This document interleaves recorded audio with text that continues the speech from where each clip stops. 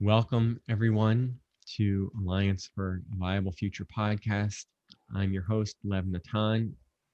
Today, I am really grateful. It's a wonderful moment, is what I was going to say, to be here with my community friends and colleagues, Yuli Nagel, Christiana Wall, and Rosa Zuba Zareta. You can correct me with that last name if I didn't say it exactly correctly. We have been in a conversation for a number of months about community councils and the idea of doing a podcast and having a conversation to share with the community came up a few months ago. And since then, we actually applied for a grant locally here in the Berkshires with the Berkshire Taconic Community Foundation to pilot a community council. So there's already movement. Some of the questions that I shared with my guests here, in a sense, the last question was, how do we make it happen? Well, we've already started to answer that question. So it's really exciting to be at this point in the journey and now having this podcast. And I'm sure we can have a part 2 and a part 3 on the podcast to share our learning as we engage with the community. So just wanted to start there and maybe give each of you an opportunity just to presence your voice here and say, what inspires you about community councils. Maybe just start there and a little of your background that brings you to community councils. Whoever would like to jump in. Sure. So I'm Uli Nagel. I live in the Berkshires, and I've been a member of a spiritual community for many, many years out here where we practice dialogue as a form of spiritual practice. And then I became a climate and community activist with Living the Change Berkshires and a number of other groups like Citizens Climate Lobby who really emphasize dialogue. So the thread of dialogue, communication, and co-creativity has been running through my work and life for a very long time. And just recently, we're starting an intentional community where we're learning sociocracy, which is another form of, facilitated working together. So community councils is just a part of that picture, and I'm really excited about it because it includes the community, the whole community. Wonderful. Thank you, Yuli. Thank you for being here. Christiana, would you like to introduce yourself? Sure. Yes, I'm Christiana Wall, and I'm super excited about this topic today. It fits in with a lot of the work that I've done through the years. I'm a social worker and a mediator. Do some workshop leading and communication consulting, some coaching and counseling, and there's something so special that happens when people gather with diverse opinions. Something that happens in a community council that in the other circles of work that I do with people doesn't happen. That there's this gathering of people with diverse opinions on a particular subject that are in the safety that the community council process brings to that diversity, allows something else to happen. And it's this synergistic inclusiveness that brings people to a new place. First, really being clear about where they're at the beginning of when they come into the room, and then with the collective coming to a new place. And I just it never ceases to inspire me tremendously to have these occasions to do this work. Beautiful. Thank you. Mm-hmm.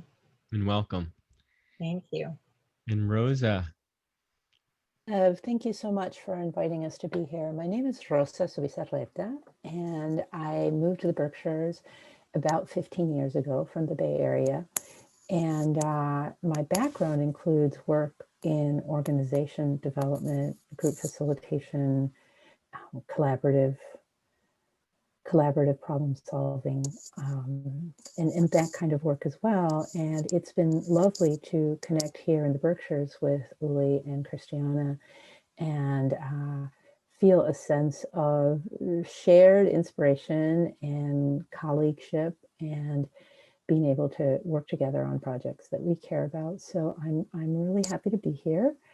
And as far as the community councils, I really want to credit Uli for having a lot of inspiration and commitment to bring this here to the local area. I am currently doing a dissertation studying the community councils that have been taking place in Austria since 2006. And it's part of a larger movement toward deliberative democracy. There's a wonderful video that just came out that was in The Economist, which is a magazine in the UK, but also read here. So it's becoming very mainstream, these democratic innovations that have to do with people having an opportunity to participate much more in depth into exploring particular public policy issues. And as Christiana mentioned, it's bringing together people with very different perspectives into a facilitated space where people really can find some common ground. So that's the basis of it. And I just want to say that the proposal that we just set in is for a small step toward that, because it actually takes a fair amount of institutional support to be able to pull something like this off. And what we're trying to do here is get the word out, get people interested, and offer people an experience of what it can be like to have regular, ordinary folks who have been chosen to reflect the diversity of the larger whole work in an effective way on a public issue. So that's what our proposal is all about. And I'm very excited again for all the enthusiasm and support for this. Thank you, Rosa. It's really important. Your voice, over the weeks that we've been creating this application has really, been solid about what it takes to do this, to really create the culture of democracy, and that it takes institutional support. And I think what we're doing is trying to do something that then attracts potentially institutional support.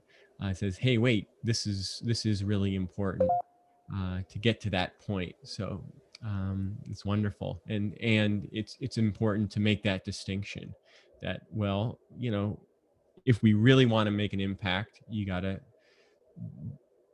really, have the community, have organizations, have institutions come on board and see the example that's been set. So it would be wonderful, because really you have all educated me that this was even happening. I got an email from Yuli a few months ago. Hey, wow, community councils, citizen councils, it's a thing. And a little bit of reading, yeah, it makes sense. So I'd love to, before we get into why community councils are something that would be valuable in our community in the Berkshires or in the Northeast or in the United States as a whole, where does it come from? And what is the spectrum of scale that it's been operating on, and why is it something that is spreading? What's working about it, what's important about it, and why should we listen across the Atlantic to what's going on over in European democracy for the last 15 years? So whoever wants to jump in. Rosa, would you like to? Oh, you're muted. I can start a little bit. So this isn't just happening in Europe, even though there's been some pretty spectacular things happening in Europe along these lines. But we've had some spectacular things happening here too. I think I'll start with just talking about a project that's been happening in Michigan, where, so this is not as large as a citizens assembly, which could have like 50 to 150 people and take, several weeks. Like 6 weeks or 8 weeks from the, whoops. So let me just start that part over again. I was talking about how there's a spectrum, as you said earlier, Lev, of processes, from ones that involve 50 to 150 people, the citizens' assemblies that have happened in Ireland, in France, in Poland, and we've had some precursors to that here in the U.S. There have been large gatherings that, unlike the assemblies, were not people chosen at random, more open to the general public. And that's one distinction in all this work, is whether we use something called a civic lottery or sortition in order to, it's like a survey. When you do a survey, you don't ask every person what they think.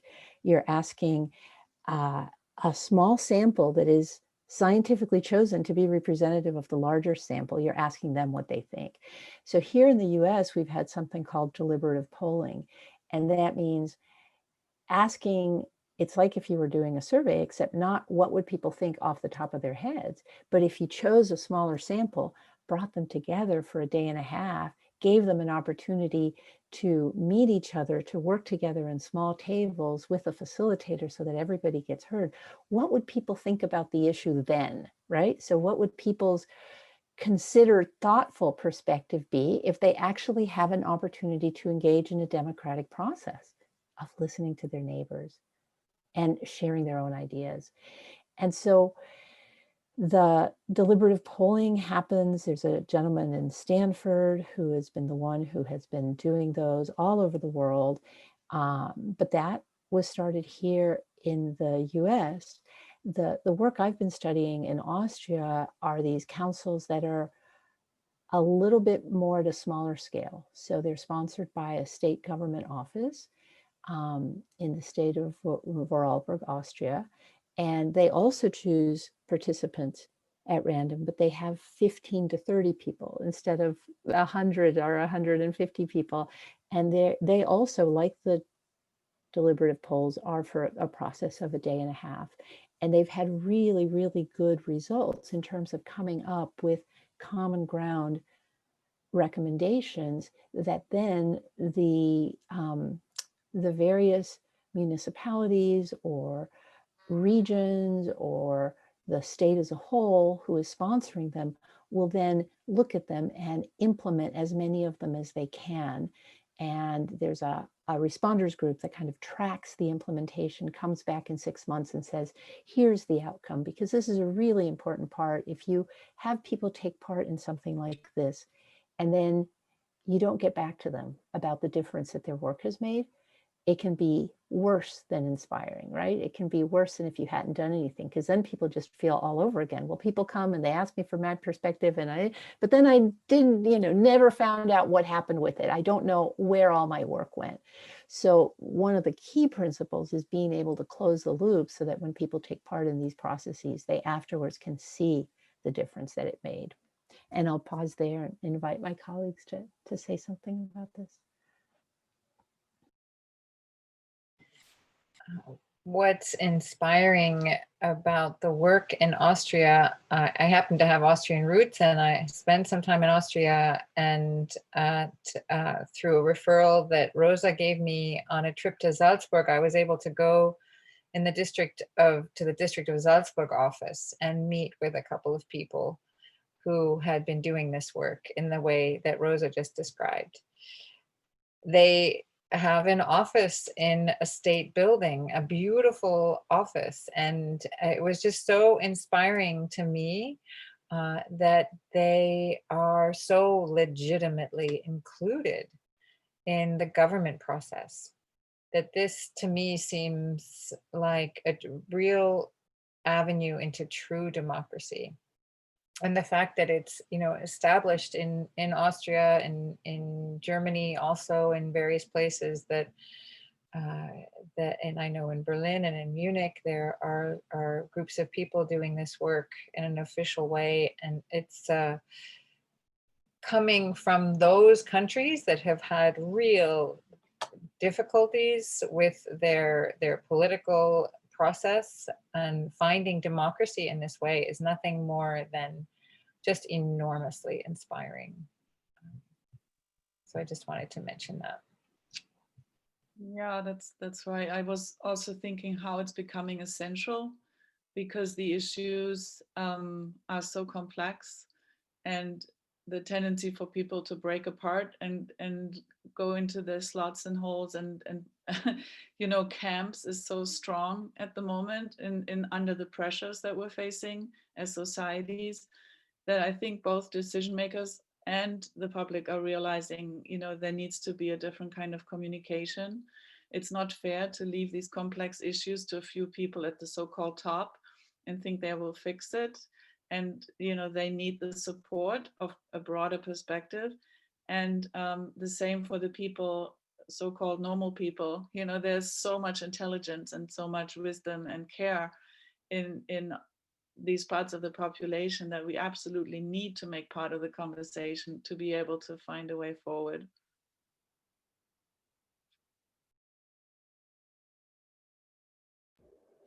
Thank you, everyone, for your words. As I was listening, I'd like to kind of make one distinction that I saw present, that as I'm learning is helpful for me, that in regards to collective decision making,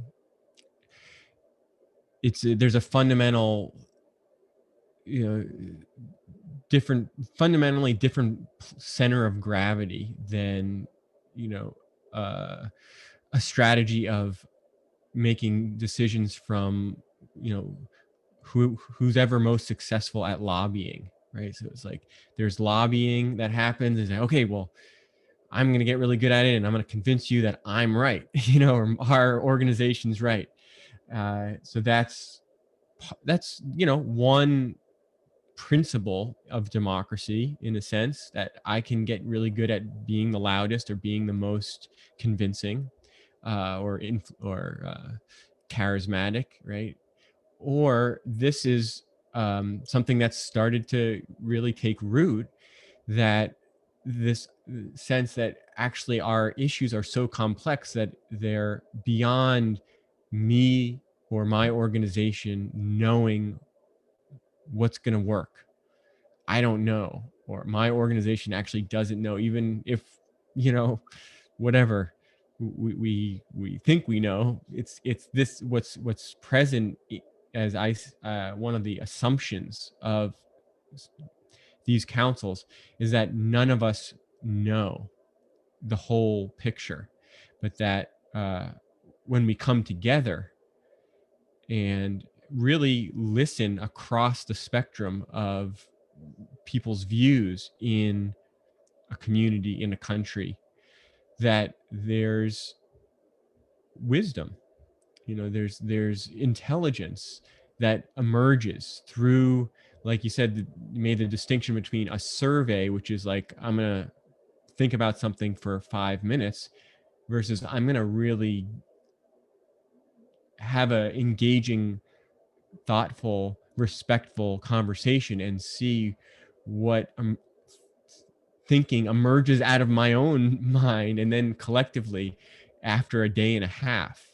Um, so I just wanted to make that distinction between, how a collective, a group, a nation, a community makes decisions, from lobbying to council. And it's not like either or, but it's that there's something quite valuable here, particularly in the complex times that we're living in. So that being said, I think the next go around, the question that I have here is, why do we need community councils? Why now? Why here in our community in the Berkshires? Why in the Northeast? Why in America? And to hold that question, it would be wonderful to hear, you know, the response to why is, so what's so right now that community councils would, um, add value to, or bring something useful, and what would become possible. What have you seen in other, case studies, like you said, in Michigan or in Austria, what becomes possible, as an answer to the why question, what becomes possible through community councils. So whoever would like to start. Well, do you want to go, Uli? It Go for doesn't. it. I was going to speak to the local level, and then Yes, go for it. yeah. Okay. Well, I can tell you why I felt the time has come had to do with the Housatonic River cleanup situation, that I found myself suddenly torn between two camps of friends who I both really respected, who suddenly... Yuli, I'm just going to jump in with that, is just give a couple sentences for people that don't know about the Housatonic River cleanup. Perfect. Yes, so the Housatonic River is a local river here in the Berkshires that has been polluted with PCBs for over 60 years, and had a first phase of cleanup, to some degree successful, in other degrees very controversial. But now a second phase of cleanup is planned. And after many, many years of deliberation with the EPA and other entities, there was a cleanup plan formed by members of local government and environmental organizations that basically, once it was published, tore the community apart. So people people felt left out of the discussion. People felt super upset about possibly having a dump for PCBs in the Berkshires. And I happen to really respect one of the people who had decided that this was a relatively good plan, the best we can hope for that we have. And I have also a lot of respect for people who said, no, this is really awful. And I realized that we were not able to actually bring people to the table in a sensible way. And I know, Lev, you also tried having a conversation about this, and we had people running out of the room in tears, and it was so sad to me, and I realized also with our local museum, there was a similar issue, and with zoning and land use, there's similar issues. So there's just so many ways in which it feels so urgent for us to find a different conversation. So Rosa, if you want to take it from there, that was just the local background. Thank you, Yuli. Yeah, Rosa. Yeah, no, that's really pertinent, Uli. Either Lev was speaking about the different ways we look at democracy, right? And we can look at democracy as this big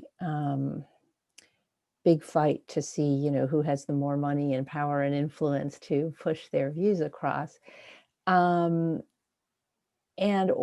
we could look at it as, how can we come together in council and all of us really get around the table and create a space where we can hear each other. And so I wanted to build on that a little bit, because, as Lev said, it's not one or the other.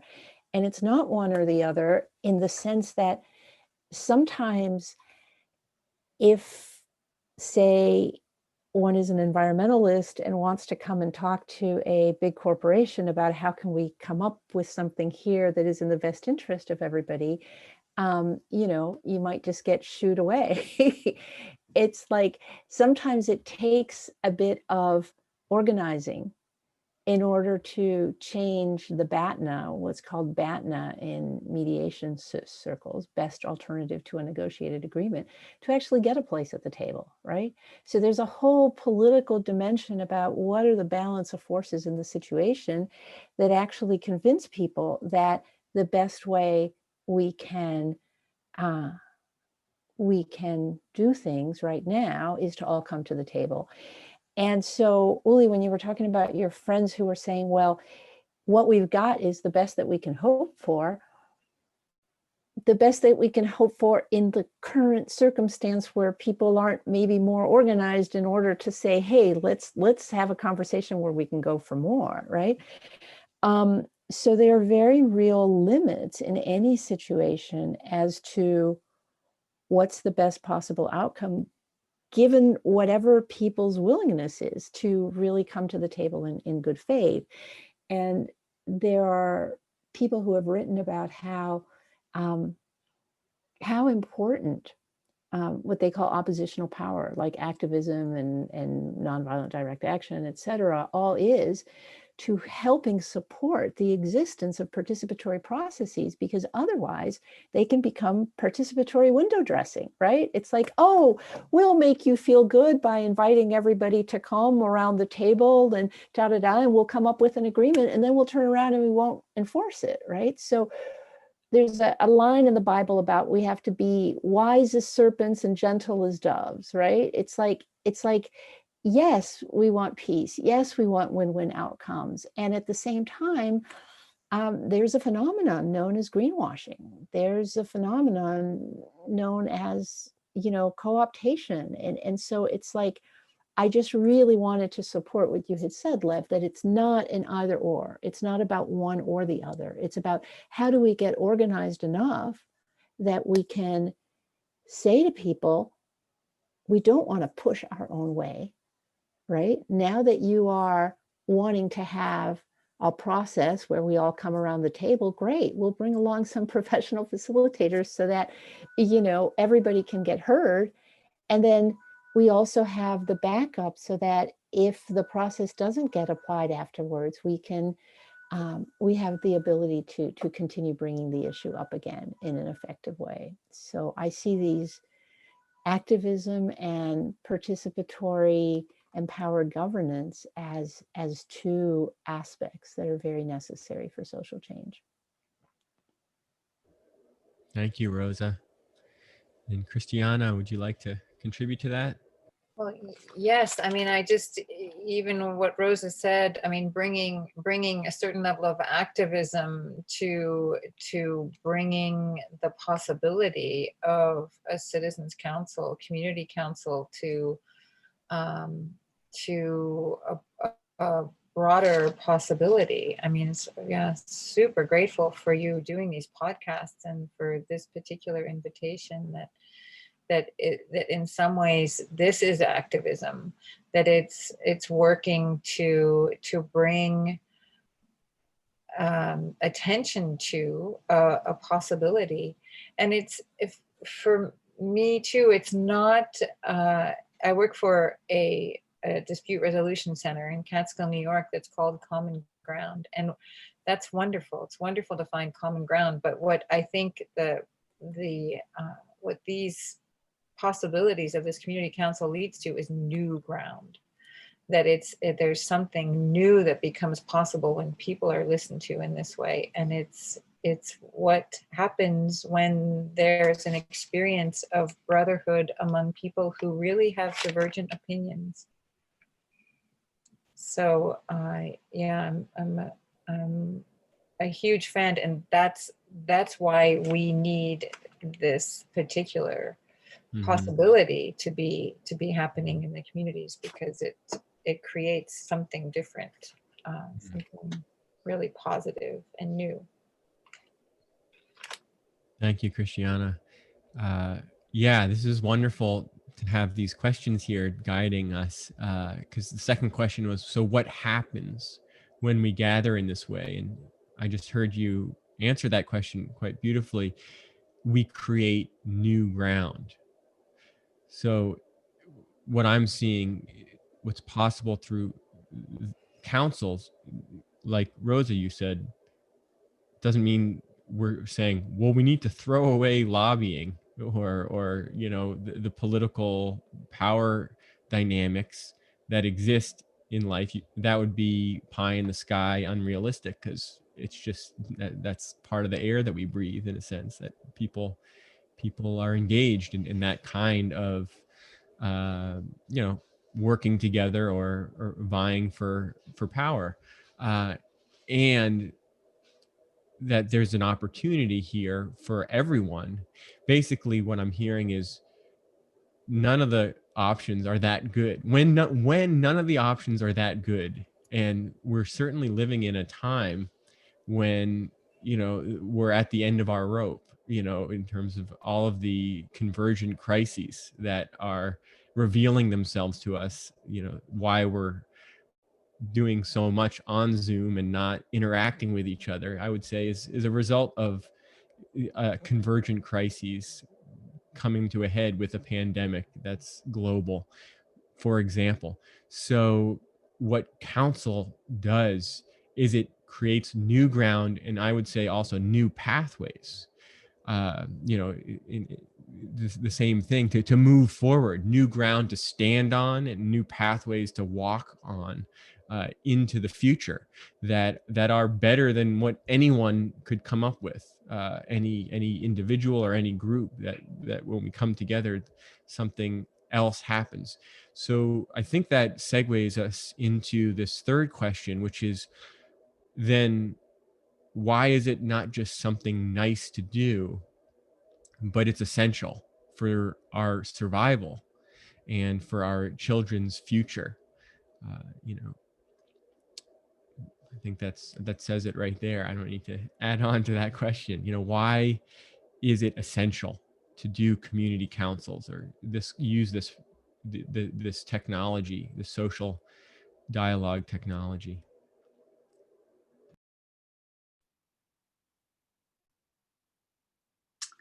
Yeah, I can start. This is Uli.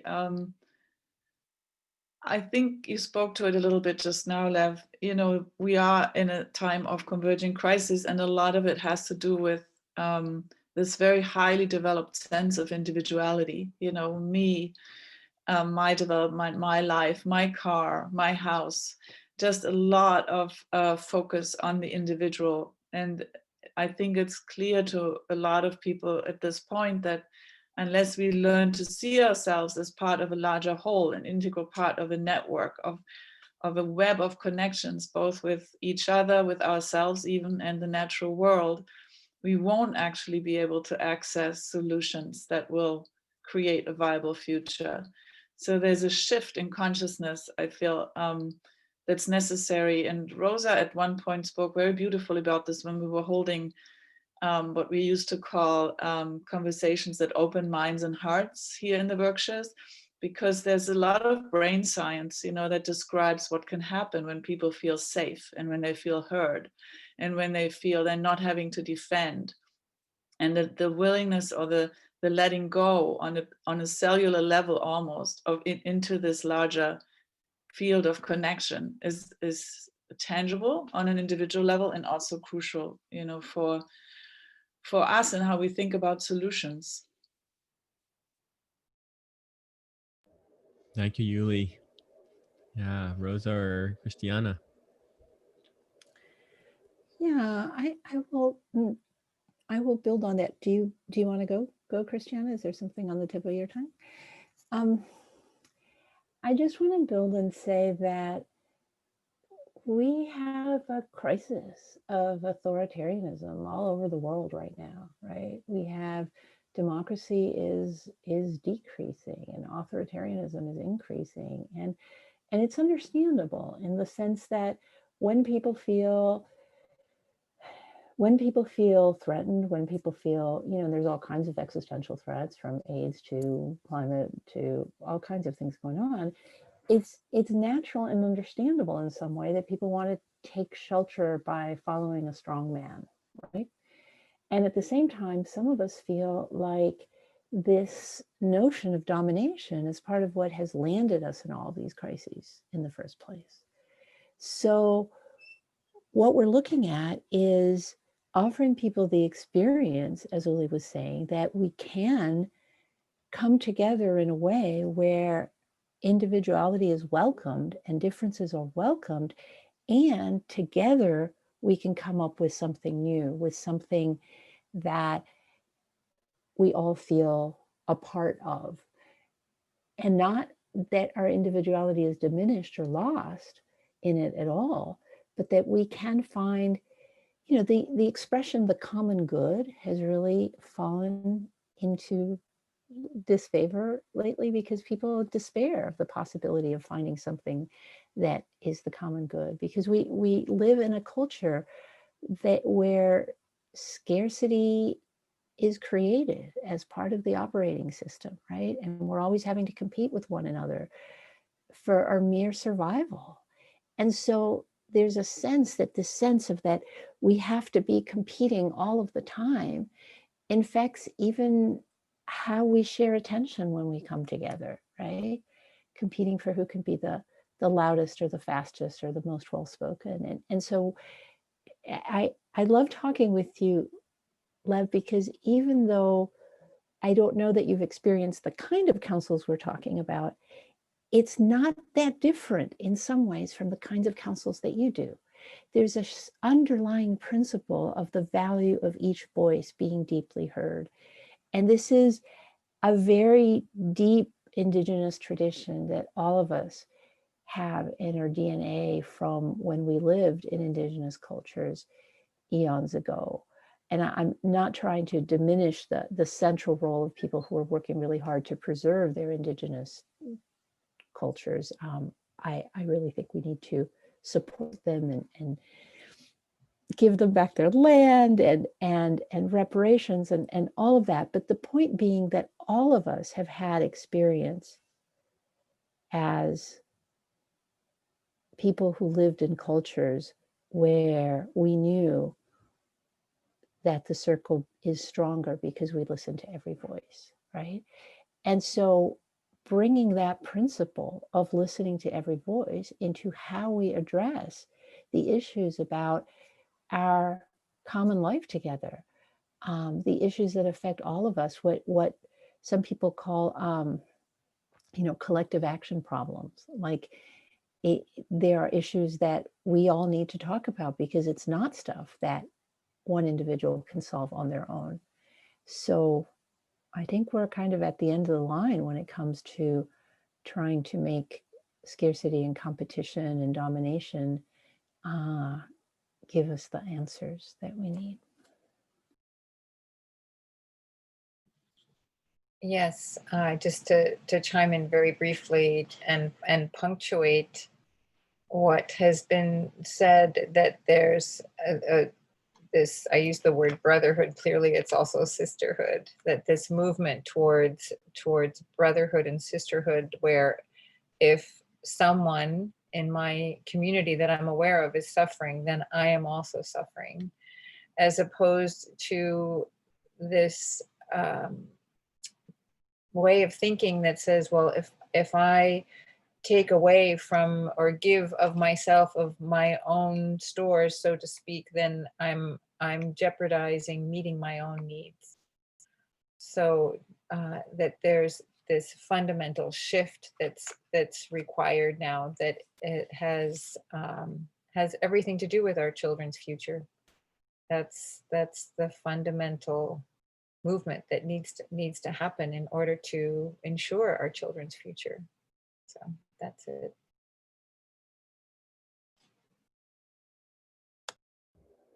Amen. Thank you. Just before we do a kind of a checkout with this last question of kind of grounding all of this in action, I just want to mention the metaphor of the miner's canary is what I've heard being spoken about here, that it's a very practical thing. When the miners used to go down in the coal mines, they brought a canary, literally, and when it died, it was like, all right, we need to get out of here. And so there's a metaphor there. Who is dying in our culture? And that means our culture is not doing well. It means we got to get out of here.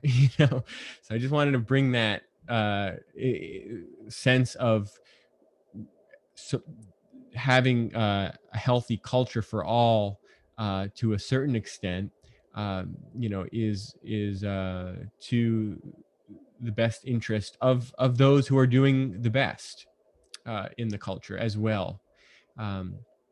So on that note, we just have about 2 or 3 more minutes here to finish up with, how do we make it happen here in the Berkshires or anywhere? But let's just focus on the Berkshires, since we're in a process of incarnation and manifestation here in the Berkshires. How do we make it happen? What are the steps to bringing community councils here? And how can people get involved?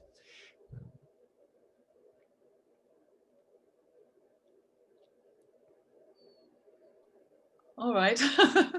um, well, our next very, very practical step is, grant or no grant from the Taconic Community Foundation, we will be putting together our first round of community conversations. And I guess maybe the simplest thing for people to find out more about it is if they would write, so we can send them our brochure that we have about it. People could write into you, Lev, or to me, Uli at livingthechangeberkshires.com. And my name spells ULI, so it's Uli at livingthechangeberkshires.com. And we definitely could use more help in organizing this, bringing people to the table. It'll all be virtually, so it doesn't exactly matter where you live. That's one thing. And also, I think it would be very fantastic if we could train more people in the kind of facilitation that we're using. Rosa is an international expert on dynamic facilitation and has trained both Christiana and me. And it's wonderful to work with her. So if we had more people on the ground who are familiar with, facilitating conversations like this, that would definitely help. What else, guys?